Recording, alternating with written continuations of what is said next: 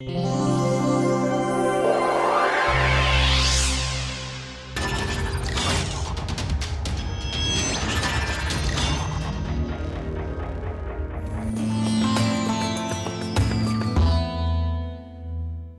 welcome to this course on vehicle dynamics. We are going to spend the next 35 hours on understanding the dynamics of vehicle. As the name indicates, vehicle dynamics simply means that we are going to study vehicles in motion. So, we are going to look at how vehicles are going to behave. Before we go into a formal introduction of this course, let us first look at what are the books that I am going to follow.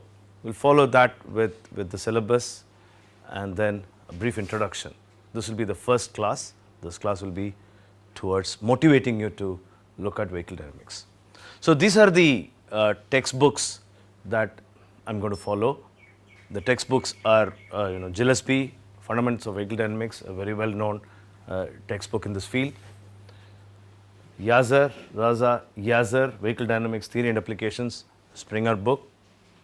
Hans Paseka, Tire and Vehicle Dynamics, slightly advanced compared to the first two books, and then Bernd Heising, Chassis Handbook, where we will take some data in order to illustrate the practicality of what we are going to see in this course. So, I suggest that you periodically look at these books in order to understand what is being done in this course. Okay. Let us now start with the formal introduction. I am not going to use, this is going to be chalk and talk. I may use or I will use the PowerPoint presentations, especially when the figures and the drawings are a bit difficult.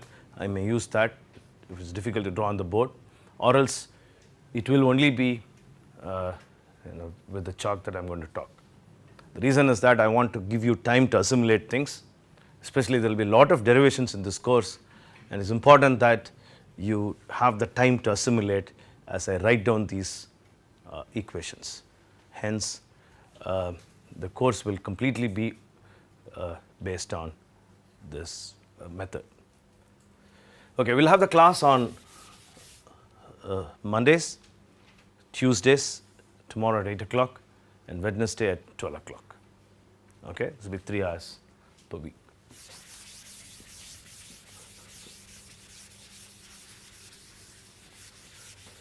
Okay, as I told you, vehicle dynamics is the dynamics of or the vehicle in motion, and we are going to study what happens in motion. Of course, when you talk about vehicle, a number of things come to your mind. The first thing that you come to your mind is the part of the vehicles, of the vehicle. So, you have studied this as a course, what constitutes a vehicle. Just briefly let us review quickly what are the components of a vehicle that will be involved in what we are going to study now. So, if you look at the vehicles per se, you can broadly classify them into the power module, okay, which involves engine and so on, the chassis module,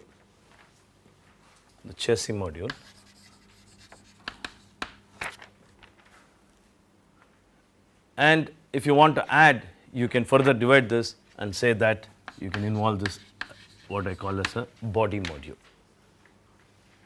So, anything and everything of the vehicle can be brought into these three categories. For example, if you look at the powertrain or the power which gives the power to the vehicle, you can include the engine, which is of course the most important thing for power, as well as other subsidiary equipments which or the components which actually take the power to the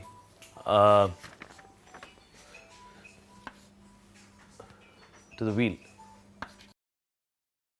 So, the power, if you look at the power that is given to the vehicle, it is given by the engine, and the power that is developed by the engine goes to the wheel.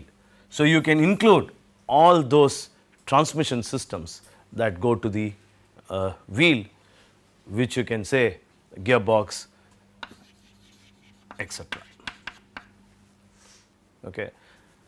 Now, you can also, if you want, you can also in this category include also the axles.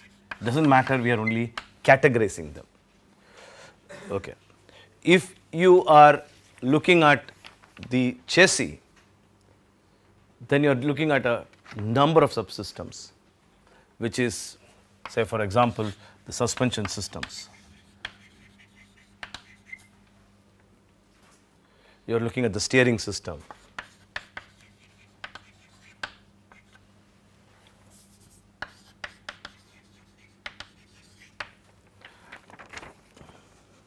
And you are looking at tires, which you can include here, tires and wheels, which you can include here, or you can include in the axle system. Okay. Of course, you have the body, okay, which makes you comfortable to sit in the vehicle or carry goods and so on. So, broadly, in other words, this is not complete, but I know that you know all these things, you know the mechanisms of many of these things, so I am not going to cover that. Broadly, vehicle consists of a number of subsystems. All these subsystems are going to act in order that you are carried from one place to the other. And so, what is the fundamental requirement of a vehicle, or what does these subsystems do when you go in a vehicle? Or in other words, what are the requirements of the vehicle? Of course, it has to carry people. Don't tell me that it has to carry people. Yes, of course, it has to carry people. But they have three important requirements when it carries people. Obviously, safety. It has to carry people safely. It has to carry people comfortably.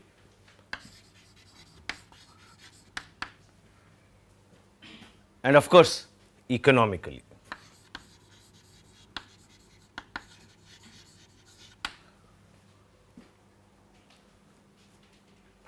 Okay. So, these are the three fundamental requirements if you look at the vehicle as it moves.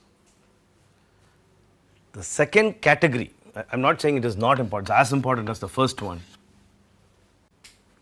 is the driver interaction with the vehicle.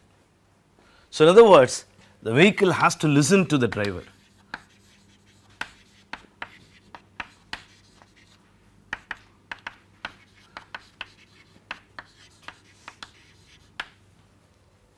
It has to do what he wants him to do, and it has to do that again in a prompt and effective way. So, in this course, this is what essentially we are going to study. What are the factors which affect safety? Now, when I say safety, we are not looking at things like crash. That is not our interest. Okay? That is not our interest. So, for example, when we say safety, what does that we mean? For example, when a vehicle takes a turn, okay, how does it behave? Okay, when you brake, how does it behave? And so on. So, when we say safety, we are not looking at situations like crash. Okay. So, we are looking at safety from a dynamics point of view. Comfort, we are going to look at how the comfort, your comfort as you travel in a vehicle is affected. How do you characterize comfort?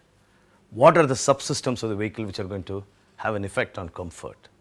Okay. How does the road profiles interact with the vehicle and affect your comfort? And more importantly, what defines comfort? So, these are the things that we are going to look at in terms of comfort. We are not going to spend a lot of time on economical part of your travel, but we are going to concentrate here and there the economics of vehicle operations. In this course, we are not going to cover, for example, engines, that is a separate course, okay, but we will talk about certain other subsystems like tires, how that affects the economics of vehicle motion. So, essentially we will be concentrating on these three aspects. Safety is linked with the second part of this categorization. Safety is the result of the vehicle properly listening to the driver. Hence, that's why I had put that as a second category, and that the vehicle has to listen in such a fashion that it is safe for the people inside. So, we are going to look at that as well. Okay. So, for example, we are going to pick up the difference between a Formula 1 car and, for example, the cars you drive. What is the difference between the two? We are going to look at that kind of very exciting things in this course. Right? So, these are the things that we are going to look at it. There are various, the same thing can be looked at in different perspectives. In other words, there are various perspectives to look at these three aspects, and that is what we are going to cover in the next 30 minutes. In other words, a broad picture emerges when we talk about this in terms of a driver. This is simple, maybe you very easily understand this and already know it, but this gives us a picture of what we are going to do. A driver, a vehicle,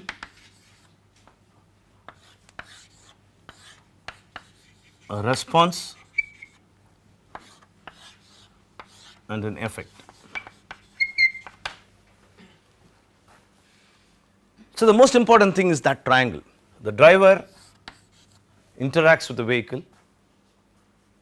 Because of his interaction, say for example, what is meant by interaction? He may give a steering input, he may accelerate the vehicle, he may brake the vehicle, and so on. So, he interacts with the vehicle, okay, by means of things which are around him. Okay. Because of that, there is a response of the vehicle. The vehicle responds, vehicle decelerates, the vehicle takes a turn, and so on. So, there is a response to the input. Okay. And the response may make him modify or not, depending upon what is the response. So, there is a lot of feel. Depending upon what is the response, the driver may modify his input. Okay. So, in other words, there is a very close interaction between the driver, vehicle, and the response. Okay. The response has another effect. The response has an effect on the occupants of the vehicle. So, in other words, the effect on occupants, okay, is also important. Right? Now, this is what we are going to look at. We will not be going into details of what is the effect of the occupants and so on, but we will definitely point out what is the under normal circumstances, what is the effect on the occupants. Okay. So, we are going to look at these three things very carefully. So, the driver, of course, as I said, he accelerates and brakes. Now, how are we going to study this? We are going to study this using mathematical models.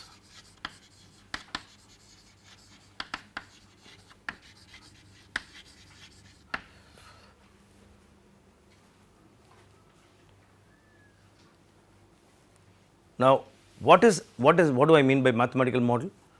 So, I have a vehicle is represented by means of a set of equations, set of differential equations. So, vehicle which was introduced 5 minutes back to have subsystems consisting of a number of them, okay, can be also looked at from a very different perspective, okay, as a set of differential equations.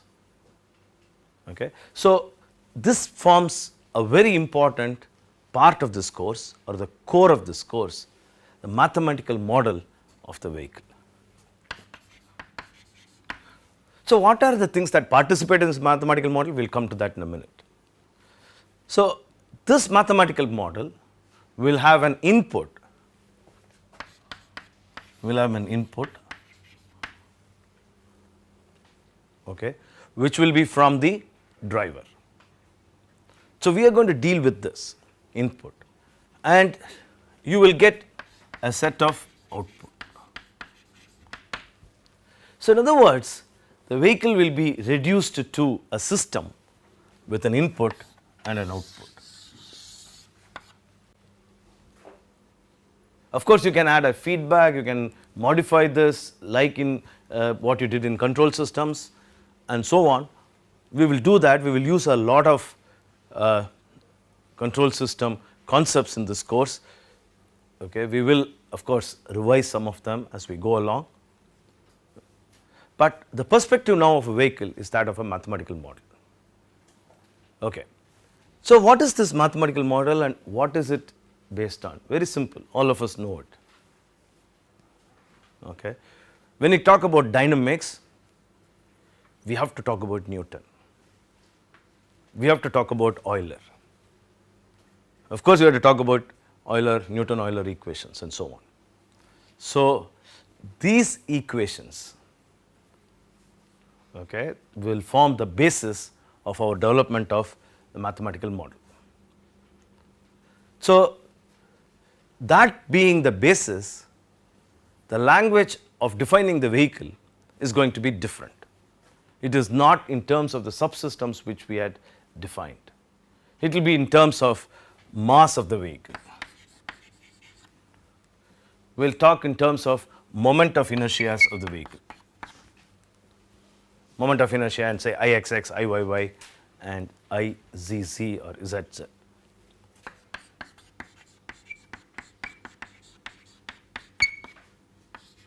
And so on. Okay, we will see that we will use 3 moment of inertias and not Ixy and so on. We will talk about stiffness, or in other words, we will include in this stiffnesses. We will talk about the stiffness of the springs which form a part of the suspension system. We will talk about damping. So, damping, stiffness, these are the things that enters into the mathematical model. The other things which enter into the model are compliances, just the opposite of the stiffnesses. And there are going to be very special terms which may also be used here, and we will introduce that as we go along. So, in other words, the mathematical model looks at the vehicle from a very different perspective, or in terms of very different quantities, whose definition, most of it at least, you already know. Clear? Okay. So, I hope you remember all the dynamics that you did in your previous classes, which will be used and which will be applied in this course. Clear?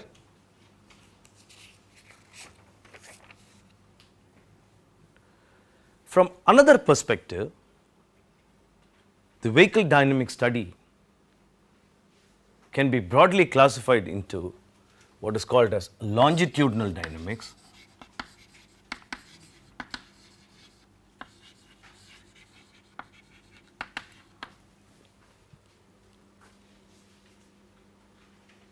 lateral dynamics,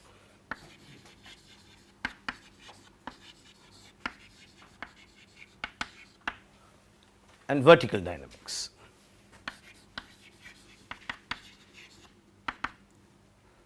In other words, the mathematical model covers the vehicle behavior in the longitudinal direction, the lateral direction which is perpendicular to the vehicle, and in the vertical direction, okay, as it goes over a bump or as it goes in a rough road and so on.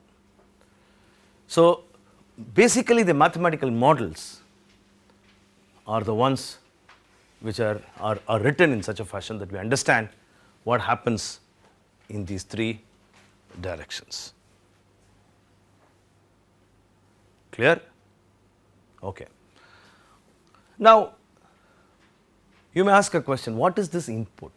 Say steering behavior, what do you mean by steering behavior, what is or deceleration, acceleration and so on. Because the question that may come to your mind is, when I drive my vehicle in a crowded road, okay, in a traffic, then I give all sorts of inputs. Okay.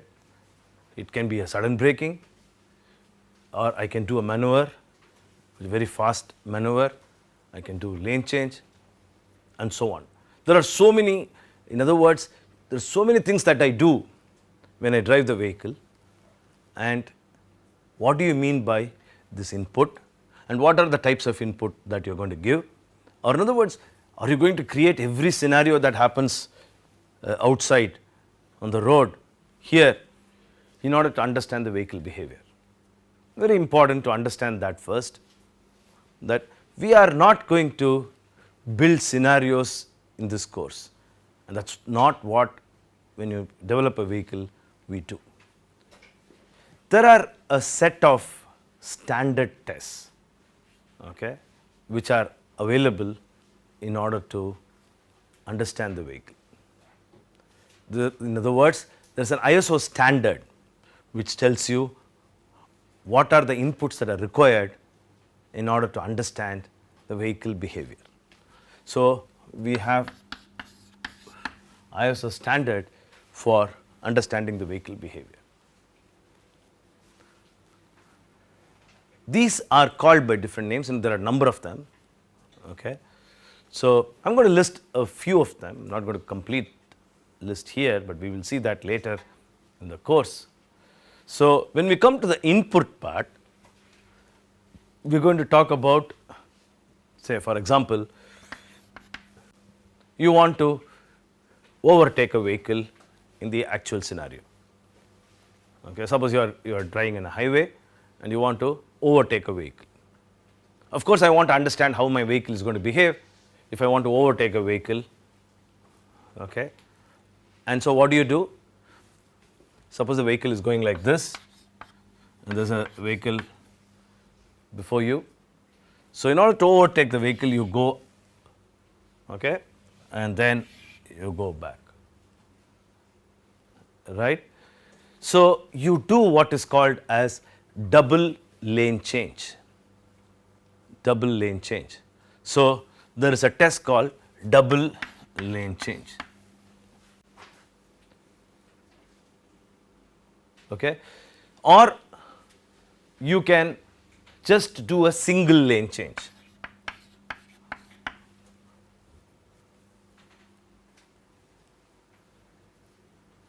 Right. Now, in other words, there are tests which to a great extent mimics what happens in reality. But there are other tests which may not exactly mimic, but is used in order to understand the dynamics of the vehicle. They are much more technical. For example, there will be a test which we will talk about a lot in this course, which is called as the pulse test or pulse steer. In this test, I am going to give a steering input, okay, a 40-degree change in less than a second. Okay. So, I just change it and then bring it back. Right. This is called a pulse test. You may ask me, are you using this anywhere? May not or will not be using it in your day-to-day driving, but it brings out the dynamics of the vehicle. Okay. So, this is one of the tests that we will be doing, or which will be given as an input to this. In other words, input has been very carefully defined by this ISO standard in order to understand the dynamics of the vehicle, okay, or to bring out certain scenarios. There is other tests like constant radius cornering or constant radius tests, and there are tests, okay, which, say for example, there is a test called J-hook test, and so on, which bring out extremity conditions. So, in other words, what is that we are going to do? or what is usually done, there are tests. The tests involve either an input through steering or through brake and acceleration. We will mostly be using braking conditions. Okay. So, these conditions, or there are a number of tests, these tests are given as an input to this mathematical model, which is based on the good old Newton-Euler techniques and so on. So, what are the outputs that we are going to look at? Okay. Ultimately, as I said, I want to look at comfort level, I want to look at safety. This is what I said. The whole idea of studying vehicle dynamics is to study the safety, economics and so on. Let us take the condition of braking. Let us say that I want to brake a vehicle. Okay. Suddenly there is I see some obstacle, I want to brake the vehicle. Okay. So, I said that I want safety during braking. Actually, what does it mean, or how does this output look like? I want to look at, if I want to be safe, then I have to look at braking distance, for example. I can't have a vehicle whose braking distances are large. We will see what typically they are later. It's large, right? If the braking distances are large, then obviously I am not going to satisfy this condition of safety. I may go and crash with that obstacle. So, in other words, we are going to look at as outputs, okay, quantities which are related to what I said before. This at least is simple, braking distance. Okay. So, we are going to look at that kind of output, distance, and there are other outputs that typically what I said is that we are going to go back to Newton. So, what are the things when you look at Newton's equations, what are the things that comes to your mind? Lateral, longitudinal. Yeah. So, what comes to your mind is accelerations, what comes to your mind is velocity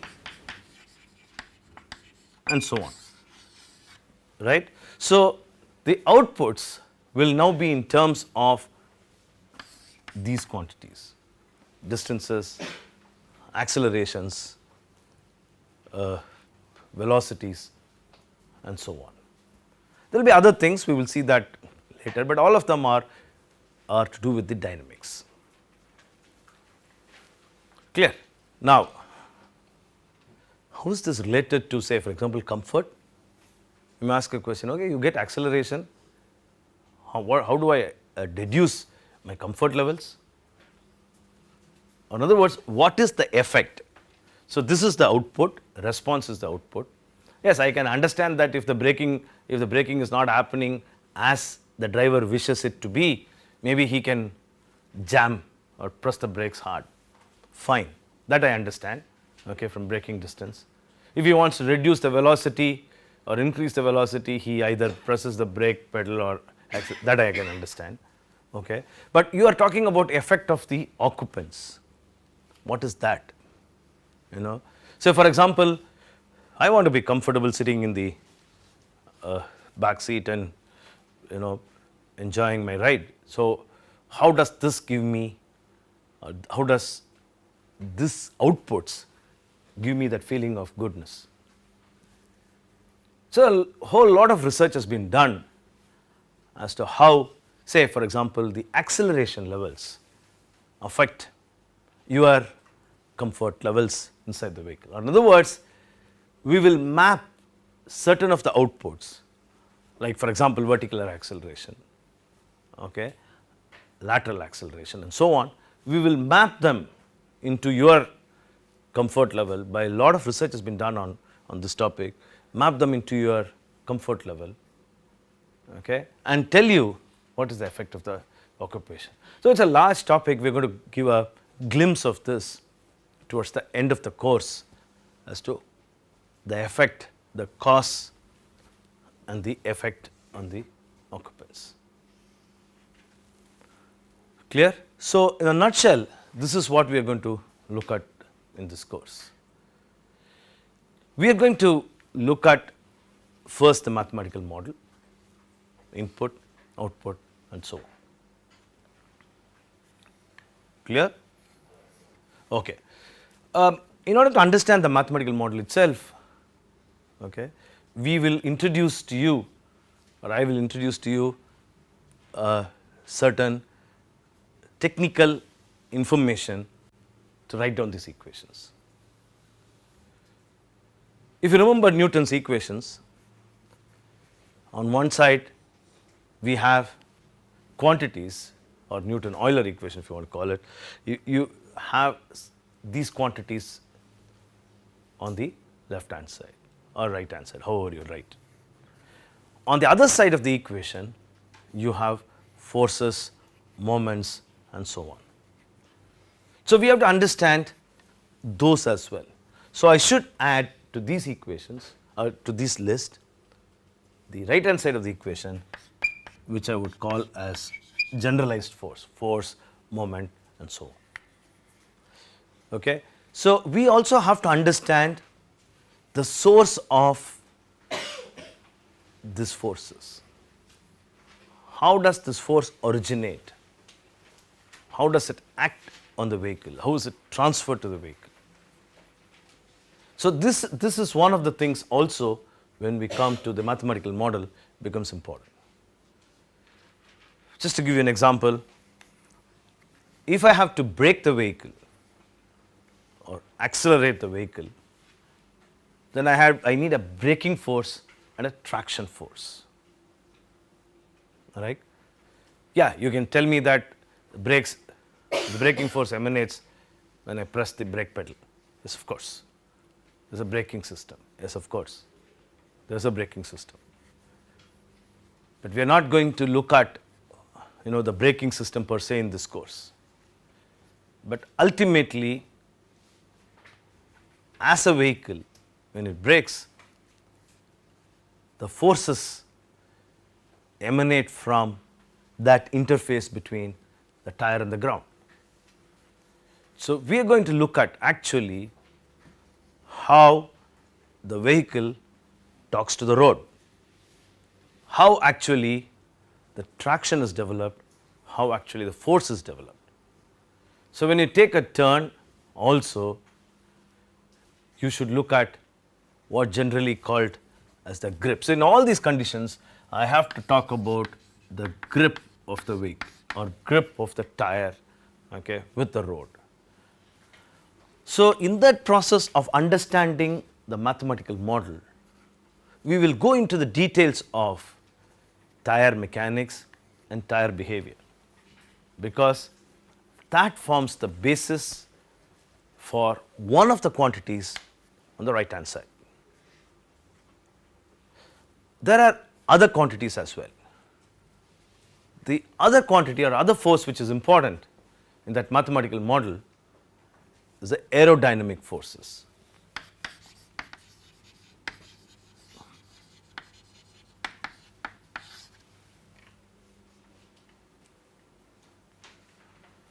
So we have to look at the aerodynamic forces, how do they act on the vehicle, and what are the design parameters of the vehicle which affects aerodynamics. We will follow an essay book. At that time I will give you a reference. So we will follow that also in this course, okay, and there will be a short introduction on aerodynamics, the effect of the body, okay, on the aerodynamic forces. Okay. So in other words, yes, there is, I would say, an environmental interaction between with the vehicle, and this is due to various components, body of the vehicle and so on. So we are going to look at that because that forms a basis for the vehicle model, right? Okay. So this is, we are talking about the equation part of it. Okay.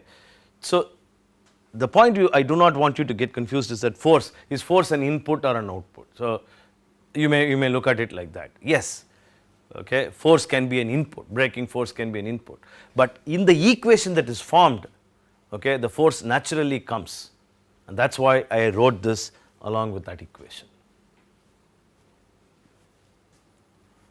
Clear? Any questions? So, this is what, so the view that we are going to take is that we have a mathematical model, we have an input and we have an output, okay, because of this mathematical model, and how does the vehicle behave, or how is it that I convert a vehicle into a mathematical model. And so, that is the perspective that we are going to look at in this course. Clear? Okay, we are going to introduce, of course, a number of terminologies. No course is complete if you do not understand the words, call it jargons, call it technical terms. Okay, the course is not complete unless you understand these terms. So, you cannot converse, okay, or express your ideas if you do not understand the corresponding language of a course. So, from that perspective, there will be a lot of new jargons or definitions or terms that we will introduce in this course.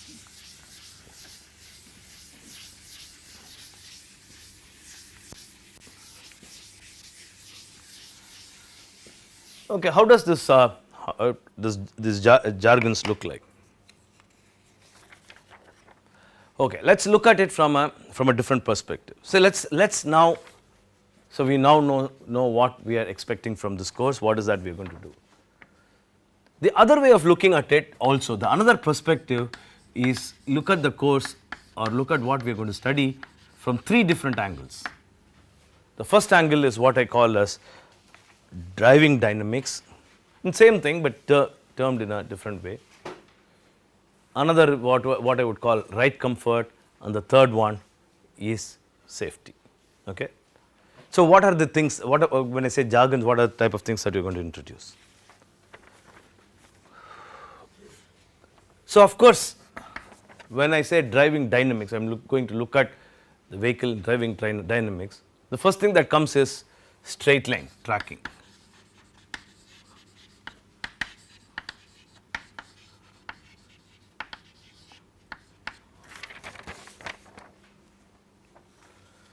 Where we are studying, we want to study the vehicle's interaction with the external atmosphere. We are going to, first simple things first, we are looking at maneuverability.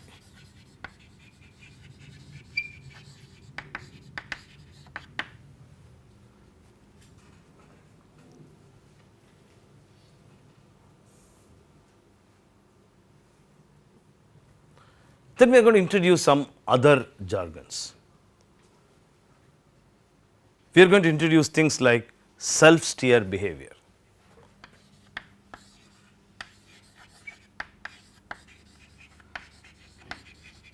Watch out that from terms which you understand from pure English, we are going to terms which you are not going to make out, okay, that easily unless you know the definitions.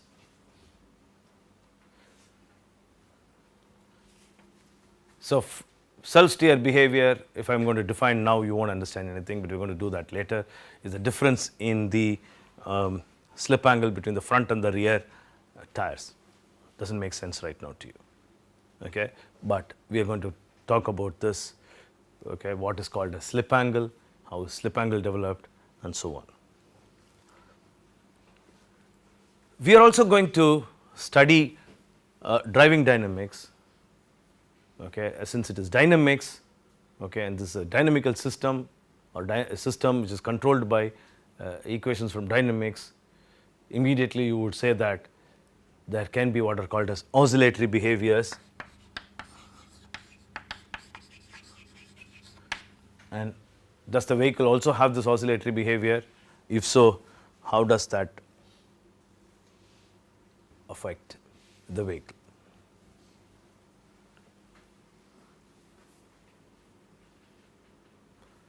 There are a lot of very interesting things happen when you give or when you maneuver a vehicle. Things like what is called as load shift. You would have realized that when you take a turn in a vehicle, you would have realized that, okay, you are pushed to one side, and then you can easily realize that there is going to be a load shift. Okay. In other words, In other words, certain of this driving dynamics gives rise to certain effects, like for example load shifts. So maneuverability changing gives rise to load shifts.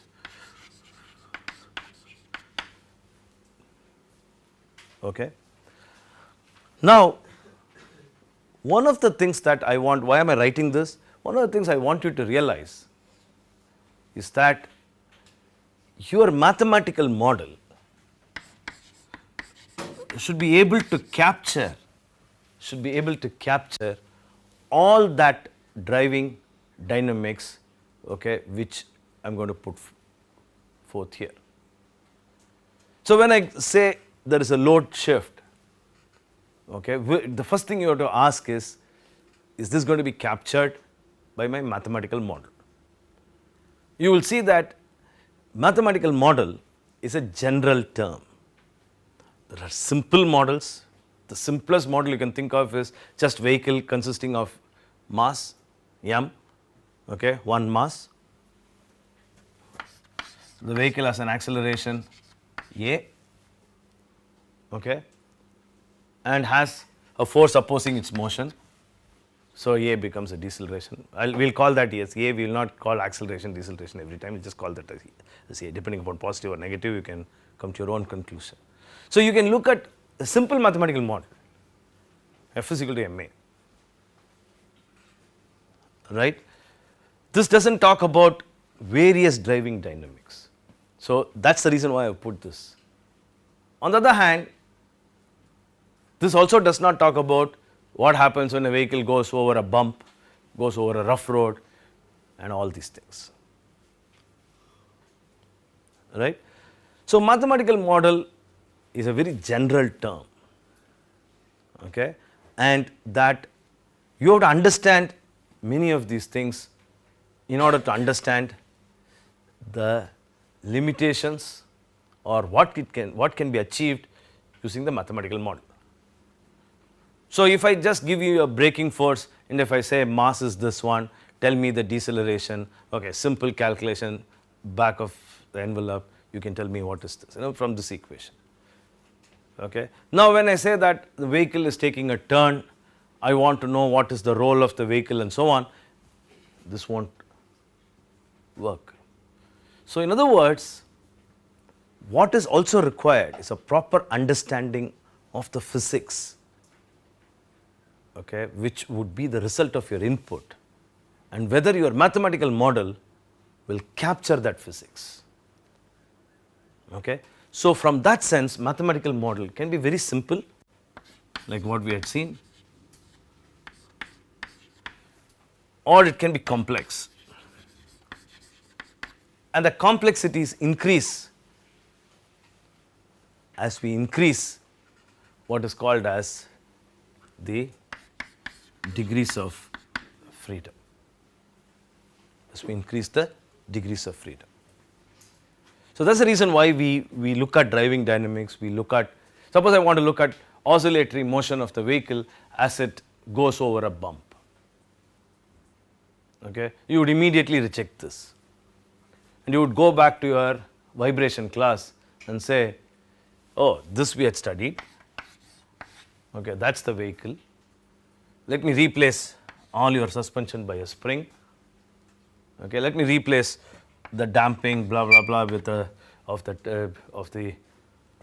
suspension system by a damper. Okay, so let me say that the tire is just another spring, and that the tire goes over a rough road and so on. So what did I do?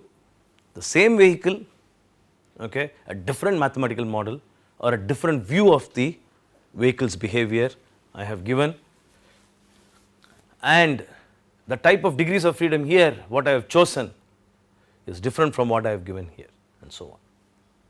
So the mathematical model, in simple terms, should capture what you want to analyze in driving dynamics. Okay. In other words, whether it is a longitudinal dynamics or vertical dynamics, or you can say lateral dynamics, Okay, the vehicle it should be able to capture the vehicle. It's usual practice to start with to de-link the behavior of the vehicle in the longitudinal direction, okay, in the vertical direction and the lateral direction. I can de-link them, okay, and study them with simple models as if nothing happens in the other directions. So, this model is quite good. Maybe you would have done problems in vibration class with this kind of models for the vehicle. But if I ask you what happens during a cornering behavior, you are not going to say that. So, in other words, I will have another model. So, the models can also bring out the behavior in a particular direction or a particular dynamics. Clear? Okay. We will go into some details on the technicalities that are involved before we jump into what is going to be the longitudinal dynamics. In other words, we are going to have models which are like this, but much more complex than this, okay, to study longitudinal dynamics. So, the intellectual property right of this whole thing belongs to Newton Euler, and we have to salute him for whatever he has done to us. With that, we will stop this class and we will continue in the next class.